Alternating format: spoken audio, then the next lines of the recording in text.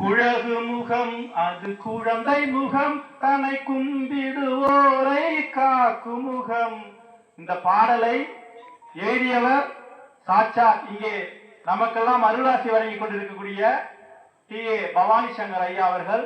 இது போன்ற எண்ணற்ற தமிழ் பாடல்கள் மட்டுமல்லாது, ஒரு பானை சோற்றுக்கு ஒரு சோறு பதம் என்று சொன்னார். நாம் எல்லாம் வணங்கக்கூடிய நேற்றைய தினத்திலே ஜனன திருநாள் கண்ட திருமுருக கிருபானந்த வாரியார் சுவாமிகள் ஒரு சொற்பொழிவிலே பேசும் பொழுது எல்லோருக்கும் வருவதுதான் இயல்பாக ஒரு வார்த்தையை தவறுதலாக உச்சரித்து விட்டார். ஐயா அவர்கள் அதை சுட்டிக்காட்டி அவருக்கு ஒரு கடிதம் எழுதுகின்றார். ஒரு அஞ்சல் அட்டை அவரது வீட்டில் நான் கண்ணால் கண்டது.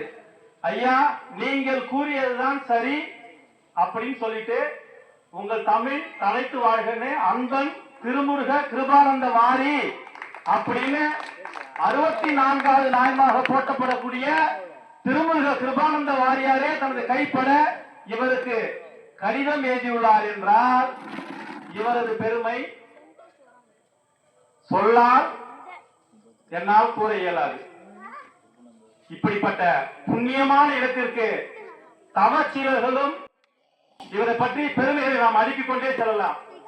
குரு தொழுகை என்பதன் மூலமாக இப்போது நாம் அமர்ந்திருக்கக்கூடிய இந்த லட்சுமி நாராயண பெருமாளிலே ஸ்ரீராம நவமி என்ற அந்த அற்புதமான உற்சவத்தை கிட்டத்தட்ட 45 வருடங்களுக்கும் மேலாக இந்த மாதிரி வீடியோஸ் நம்ம சேனலில் நிறையா வரும். இதுக்கப்புறம் அதை பார்க்கணுன்னா மறக்காமல் லைக் அண்ட் சப்ஸ்கிரைப் பண்ணிவிட்டு உங்கள் ஒப்பீனியனை கமெண்ட்ஸில் சொல்லுங்கள். Thank you for all.